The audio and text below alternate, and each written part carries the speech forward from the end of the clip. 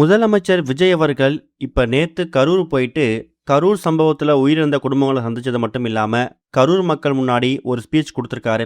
அதுக்கப்புறமா கரூர் மாவட்ட ஆட்சியர் அலுவலகத்துக்கு போயிட்டு, அங்க 41 குடும்பத்துல உயிரிழந்த குடும்பத்துக்காக அந்த அரசு பணி நியமன ஆணைய குடுத்துட்டு, அதுக்கப்புறம் சென்னை திரும்பியிருக்காரு. இந்த மாரி சிச்சுவேஷன்ல சென்னை திரும்பின கையோட தன்னோட மகனுக்கு கால் செய்து பேசின ஒரு சில விஷயங்கள் இப்ப சோசியல் மீடியா முழுக்க ரொம்ப வைரலா பரவ ஆரம்பிச்சிருக்குதாம். அப்படி தான் மகன்கிட்ட அவர் என்ன பேசியிருக்காரு அப்படிங்கிற விவரமும் இப்ப வெளிய வந்திருக்குது. கரூர் சம்பவம் நடந்து கிட்டத்தட்ட 10 மாதங்கள் ஆகுது. இந்த 10 மாதத்துல முதலமைச்சரா பதவியேத்து 2 மாசம் வந்திருக்கு. இப்ப 2 மாசத்துக்கு பிறகு தான் பொதுக்கூட்டம் நடத்தின அந்த கரூர்ல 41 பேர் உயிரிழந்த சம்பவம் தொடர்பா அந்த 41 குடும்பத்துக்கும் அரசு பணியை கொடுத்தது மட்டும் இல்லாம அவங்க குடும்பத்தை நேர்ல சந்திச்சு ஆறுதல் தெரிவிச்சிருக்காரு விஜய் அவர்கள். இந்த மாதிரி சூழ்நிலையில விஜய் அவர்கள் முதலமைச்சரா பதவியேற்றதுல இருந்து இப்ப வரைக்கும் எவ்வளவு நலத்திட்ட உதவிகள் நல்ல விஷயங்கள் செஞ்சிருக்காரு.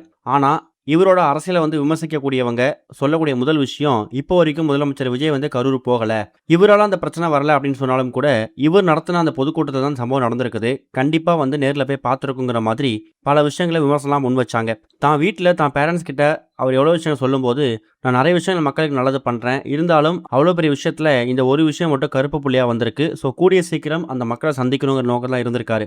அதுக்கேற்ற மாதிரியே இப்போ கரூர் போயிட்டு வந்ததுக்கு பிறகு தான் மனசில் உள்ள பாரமே இறங்கிடுச்சுங்கிற மாதிரி தான் ஃபேமிலி கிட்ட ஃபோன் பண்ணி பேசியிருக்காராம். அந்த நேரத்தில் தன்னோட அப்பா அம்மா கிட்ட இதை பற்றி பேசும்போது யதார்த்தமாக விஜய் அவரோட மகன் சஞ்சயும் விஜயோட அப்பா அம்மா வீட்டுக்கு வந்திருக்காரு. அப்போ தான் மகன்கிட்டையும் கரூர் போயிட்டு வந்த விஷயத்தை பற்றியும் இப்போ தான் மனசு கொஞ்சம் லேசாக இருக்குது, ஏதோ ஒரு விஷயத்தில் ஒரு குற்ற உணர்ச்சி நீங்கி இருக்கு அப்படிங்கிற மாதிரி பல விஷயங்கள் சொல்லியிருக்காரு. அந்த நேரத்தில் தன்னோட மகன் சஞ்சய் முதலமைச்சர் விஜய் கிட்ட ஒரு கோரிக்கை முன் வச்சிருக்காரு. அது என்ன அப்படின்னா, இப்போ மட்டும் இல்லை, எப்பொழுதுமே இந்த பாதிக்கப்பட்ட குடும்பங்களை நீங்கள் அடிக்கடி போய் நேரில் பார்க்கணும், அவங்களுக்கு தேவையான விஷயங்களை பூர்த்தி பண்ணி கொடுக்கணுங்கிற மாதிரி ஒரு ரெக்வஸ்ட் முன் வச்சிருக்காராம். அதுக்கப்புறமா தான் இயக்கி வெளியாக போகிற அந்த சிக்மா திரைப்படத்துக்கான ஆடியோ லான்ச் கூடிய சீக்கிரம் நடக்க போகுது.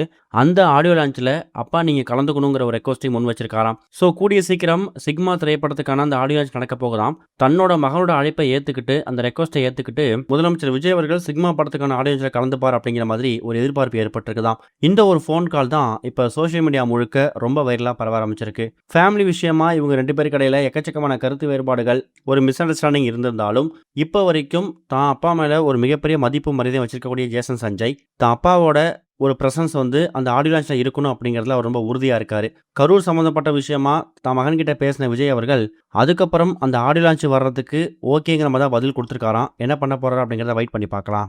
இது வரைக்கும் கனெக்டிங் டிவிக்கு சப்ஸ்கிரைப் பண்ணனா மறக்காமல் சப்ஸ்கிரைப் பண்ணிக்கங்க. உடனடி அப்டேட்ஸ் பெறுவதற்கு நோட்டிஃபிகேஷன் பெல்லையும் கிளிக் பண்ணிக்கங்க.